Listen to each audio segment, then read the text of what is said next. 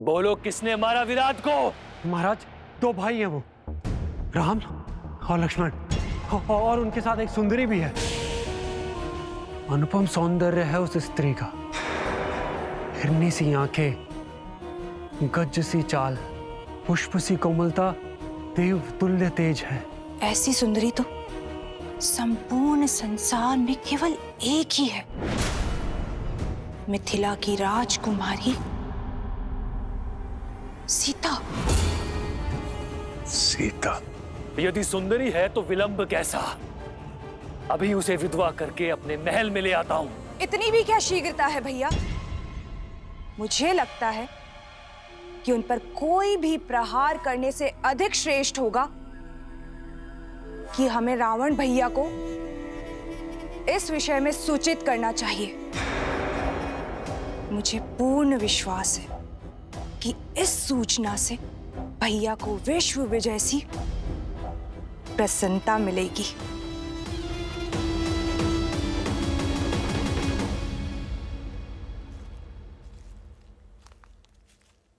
क्या हुआ सीते?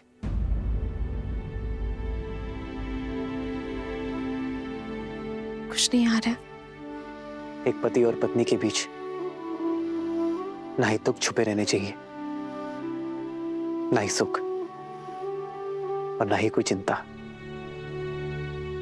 मुझे ये सब देखकर उचित नहीं लग रहा है। और हिंसा तो सबसे बड़ा धर्म है ना, फिर धर्म के पथ पर चलने वाले हिंसा का पालन कैसे कर सकते हैं? आर्य, उचित कहा तुमने सीते। अहिंसा से बड़ा कोई धर्म नहीं है, किंतु कई बार शांति पाने के लिए युद्ध करना आवश्यक हो जाता है सीते। और हिंसा तो हम हर क्षण करते हैं।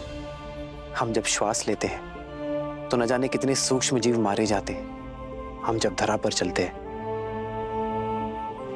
तो न जाने कितनी वनस्पति, कितने कीट कुचले जाते हैं। श्वास लेना एक व्यवस्था है सीता, और व्यवस्था को स्थापित करने के लिए की गई कठोरता हिंसा नहीं होती। किसी निर्दोष पक्षी के प्राण लेना हिंसा है, किंतु किसी निर्भक्षी का संहार करना, उसका अंत करना धर्म की स्थापना है। हम उनका नाश कर रहे हैं जो संसार में अव्यवस्था फैलाना चाहते हैं। आपका कथन उचित है आर्य, किंतु फिर भी इतने सारे प्राणों की बलि देखकर मन अशांत होता है आर्य। जानता हूं सीता, ये सरल नहीं है, किंतु आवश्यक है। इन राक्षसों का नाश ही संसार का उद्धार करेगा, जग में शांति स्थापित करेगा, और निर्बलों की सुरक्षा के लिए शस्त्र उठाना होगा। किंतु हमें अपने कर्मों का फल भी तो भोगना होगा ना? अवश्य भोगना होगा। हमारे जीवन में अनेक कठिनाइयां आएंगी, किंतु यह यात्रा बलिदान की यात्रा है। अपने परिवार के लिए एक व्यक्ति का बलिदान देने में कोई बुराई नहीं है। वैसे ही गांव के लिए परिवार का बलिदान, राष्ट्र के लिए गांव का बलिदान, संसार के लिए राष्ट्र का बलिदान, और धर्म के लिए संसार का बलिदान। तो बताओ सीता, तुम मेरा साथ दोगी?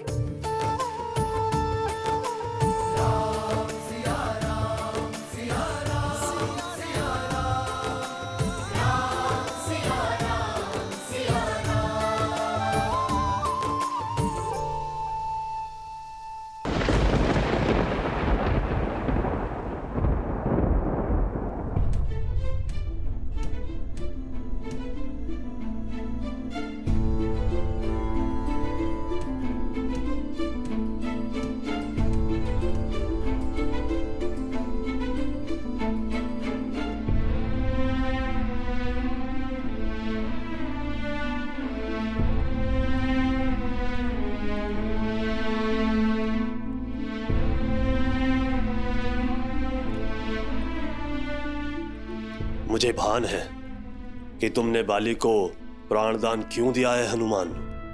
वानरों की नियति से अनभिज्ञ नहीं हूं मैं। जामवंत जी, बाली कभी बुरा नहीं था, पर क्रोध ने उसकी बुद्धि भ्रष्ट कर दी। सुग्रीव बाली विवाद में मैं वानरों की शक्ति की हार स्वीकार नहीं कर सकता था, इसलिए मुझे हस्तक्षेप करना पड़ा। मुझे आशा है कि बाली अपना अभिमान त्याग महाराज सुग्रीव को अपना ले, तो वानरों की सफलता का उदय हो जाए। पर तुम्हारी आशा टूटती दिखती है मुझे। बाली हमारा साथ कभी नहीं देगा। भ्रम के मेघों से यदि अपमान का चक्रवात मिल जाए तो विनाश कोई नहीं रोक सकता हनुमान। बाली का अभिमान ही उसके अंत का कारण बनेगा।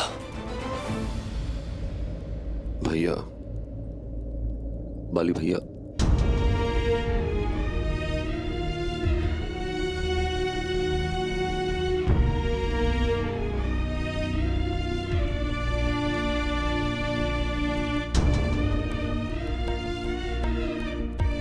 हनुमान, बाली भैया को प्राण दान देकर तुमने मुझे जीवन दान दिया। महाराज सुग्रीव, परंतु मुझे खेद है, बाली जैसा बुद्धिमान व्यक्ति कैसे सत्य नहीं देख पा रहा।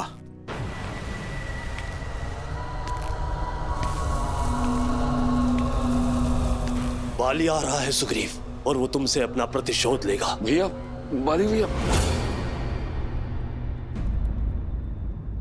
उस ओर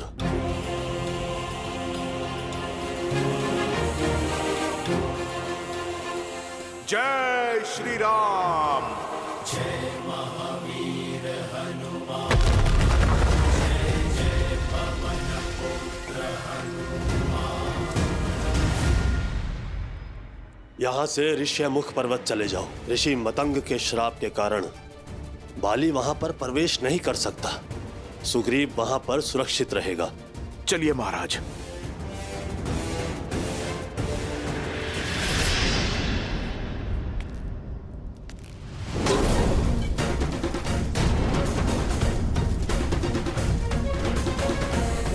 मुझसे बचकर नहीं जा सकते हो तुम सुग्रीव। मैं तुम्हें पाताल से भी खोज लूंगा। ऋषिमुख पर्वत पर पहुंचने से ही पहले मार दूंगा मैं तुझे।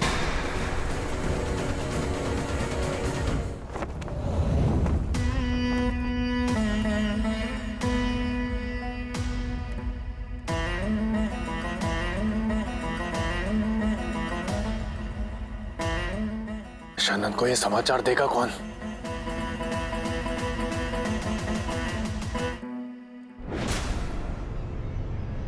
भाई की गंध मुझसे छुपती नहीं कर। और उससे भी बड़ी बात, ये गंध मुझे भाती नहीं।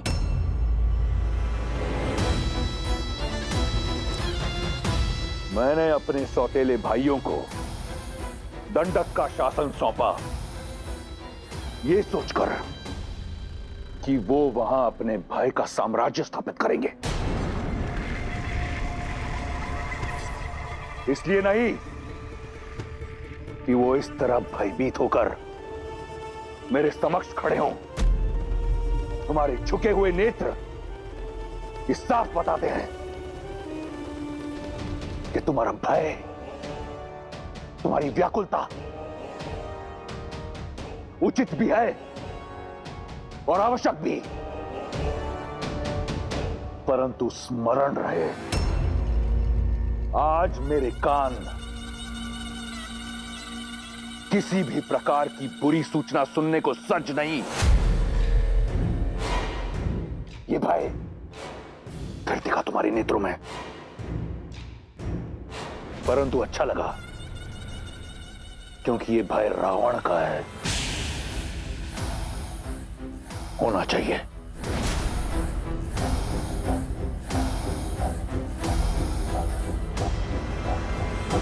भयदान दिया तुम्हें, बोलो।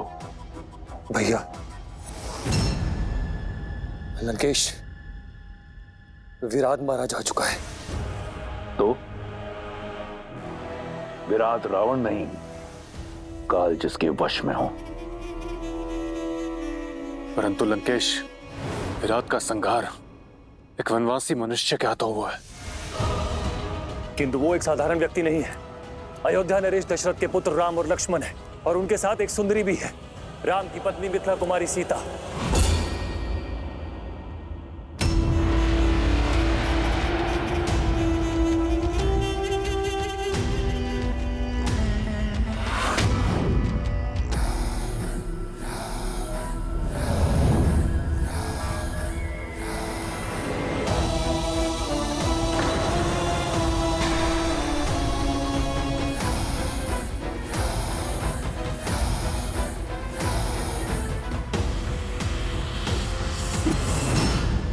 ये तलवार चेतावनी है खर। वन का दायित्व तुम्हारा है, तो उसमें उपजी समस्या मेरी क्यों? यहां बालकों की भांति भिक्षा मत मांगो, वीरों की भांति लड़ो और मार दो उन वनवासियों को। जी लंकेश, भय केवल इस आभास का था कि एक साधारण मनुष्य विराट जैसे राक्षस का संहार कैसे कर सकता है। भविष्य में समस्या नहीं, समाधान लेकर मेरे समक्ष आना, अन्यथा अब जाओ यहां से। और अगली बार अपनी समस्या का पिटारा खोलने से पहले स्वयं का शीश धड़ से अलग कर लेना, पीड़ा कम होगी। और स्मरण रहे, मेरा उन वनवासियों से कोई लेना देना नहीं। शाबाश लंकेश।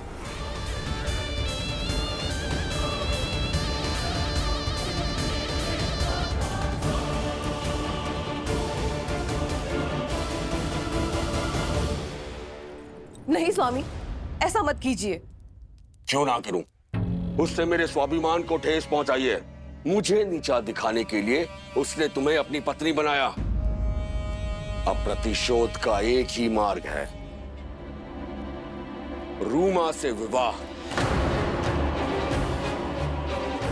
ऐसा अनर्थ मत कीजिए स्वामी। क्यों? क्यों ना करूं? वो करे तो नियम, और मैं करूं तो अनर्थ। जो नियम सुग्रीव पर लागू होता है, तुम पर लागू होता है, वो मुझ पर क्यों नहीं? क्योंकि सुग्रीव ने आप ही के आदेशानुसार उस गुफा के मुख पर चट्टान रखी थी। आप ही के आदेश पर उसने किष्किंधा को संभाला था। और स्वामी, आपने तो रूमा को पुत्री समान प्रेम दिया है, तो अब क्यों प्रतिशोध की आग में आप अपना सम्मान, अपना गौरव और अपने धर्म को भस्म कर रहे हैं? क्यों अधर्म करके नर्क के भागी बन रहे स्वामी? चट्टान तब रखनी थी जब मेरी मृत्यु हो जाती, तब। लेकिन रक्त बहकर बाहर आया था। वो रक्त नहीं था। वो उस मायावी की माया भी तो हो सकती थी ना। सुग्रीव की चाल भी तो हो सकती है। नहीं चाहिए मुझे धर्म, नहीं चाहिए मुझे स्वर्ग, और ना ही मोक्ष। यहाँ राज शक्ति और युक्ति से होता है, और ये दोनों ही अपार है मेरे पास। इसीलिए राज भी मेरा होगा और रूमा भी। सुग्रीव को मूल्य तो चुकाना ही होगा। सैनिकों, रूमा को मेरे समक्ष प्रस्तुत करो। रुक जाइए स्वामी, अंगद के विषय में तो सोचिए। वो भी बालक है, उस पर क्या प्रभाव पड़ेगा? उसके लिए यह प्रशिक्षण होगा। वो भी तो देखे कि वानर राज कैसे बना जाता है।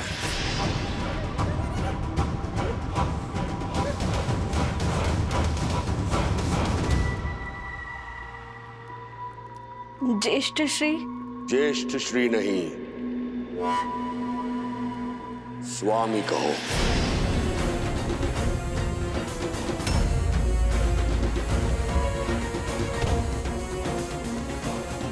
आज से तुम मेरी पत्नी हो। आज रात्रि मैं सुग्रीव का वध करके तुम पर अपना अधिकार रखूंगा।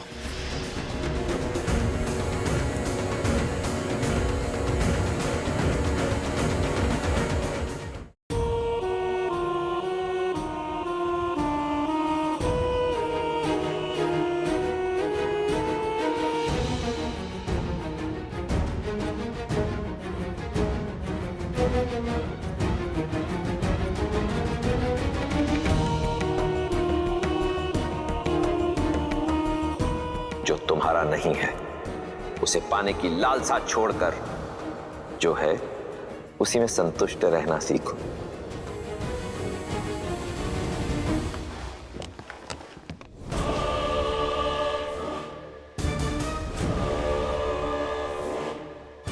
किसने किया ये दुस्साहस? किसे अपने प्राणों से प्रेम नहीं? समझ जाओ। क्षमा करे भैया, ये दुस्साहस मैंने किया है क्योंकि मैं आपको किसी भ्रम में नहीं देख सकती। भ्रम? हाँ भैया, सीता की जिस छवि को आपने देखा था अब वो वैसी नहीं रही। अब वो महलों की राजकुमारी से एक वन की सन्यासिनी बन चुकी है। तनिक सोचिए भैया, सीता के सौंदर्य और तेज के बारे में। आपके साथ लंका की स्वामिनी के रूप में खड़े होकर वो कैसी लगेगी? उसका प्रारब्ध आप ही के आने की प्रतीक्षा में है। बेचारी, जिस राजकुमार से विवाह किया उसके पास राज्य तो छोड़िए, कांटों से बचने के लिए पांव में पादुका तक नहीं। जिस स्त्री को लंका की मखमल शैया पर होना चाहिए वो पथरीली चट्टानों पर सो रही है। लंका की सुगंधित और कमलों से सज्जित सरोवर के स्थान पर जोंक और कीड़ों से भरे वन्य तालाबों में स्नान कर रही है।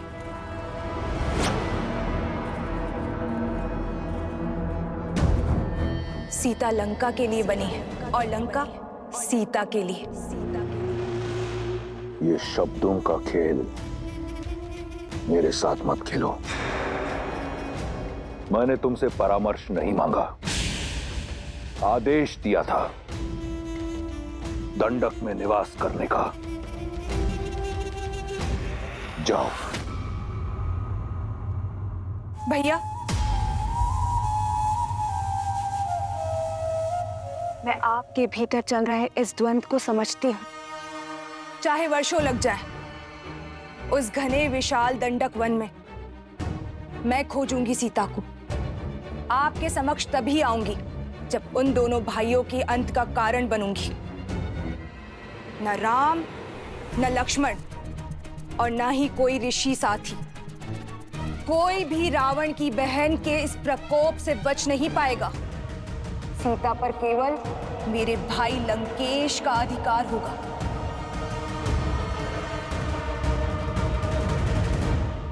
राम राम राम राम राम राम राम राम राम। महाराज, बस कुछ देर और, हम लोग ऋषिमुख पर्वत के निकट हैं। राम राम राम राम। रुक जाइए महाराज।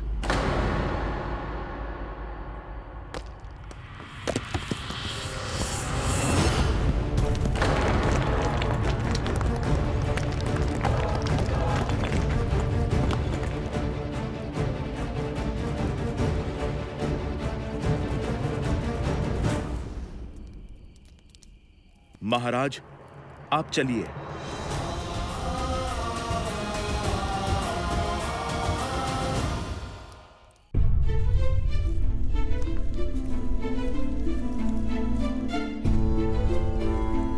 बालपन में बाली भैया कितना प्रेम करते थे मुझसे। तुम देखना हनुमान, बाली भैया को उनकी भूल का पश्चाताप अवश्य होगा। हमारे मत मिले ना मिले, हमारे मन अवश्य मिलते हैं। महाराज सुग्रीव, प्रभु श्री राम करे आपका कथन सत्य हो, परंतु ये समय भावनाओं में बहने का नहीं, योजनाओं को सफल करने का है। ऋषिमुख पर्वत तो समक्ष है और योजना तो ऋषिमुख पर्वत पर आने की थी ना।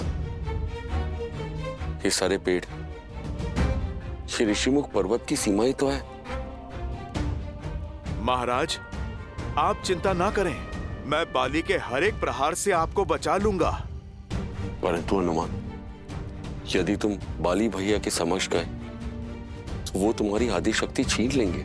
मेरी यही योजना है कि मैं उनके समक्ष नहीं, उनके पीछे रहूं और मैं महाराज बाली को ऋषिमुख पर्वत की सीमा तक खींच के लाऊंगा। जैसे ही उनका पग ऋषिमुख पर्वत की सीमा को छुएगा, उन्हें मिला श्राप उनके प्राण हर लेगा। परंतु ये होगा कैसे हनुमान? और भैया के प्राण? महाराज सुग्रीव, यदि जीवित रहना है तो आप मुझ पर विश्वास कीजिए।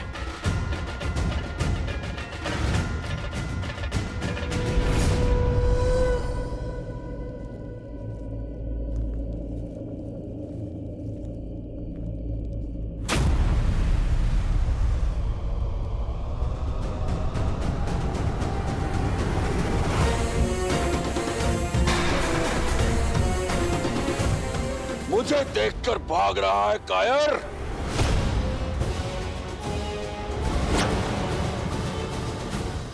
प्राण जाए फिर भी मैं आपसे युद्ध नहीं करूंगा भैया। अब प्राणों के सिवाय बचा क्या है तेरे पास कायर? अब तो राज्य भी मेरा और रूमा भी। अब मत रोकिएगा महाराज सुग्रीव।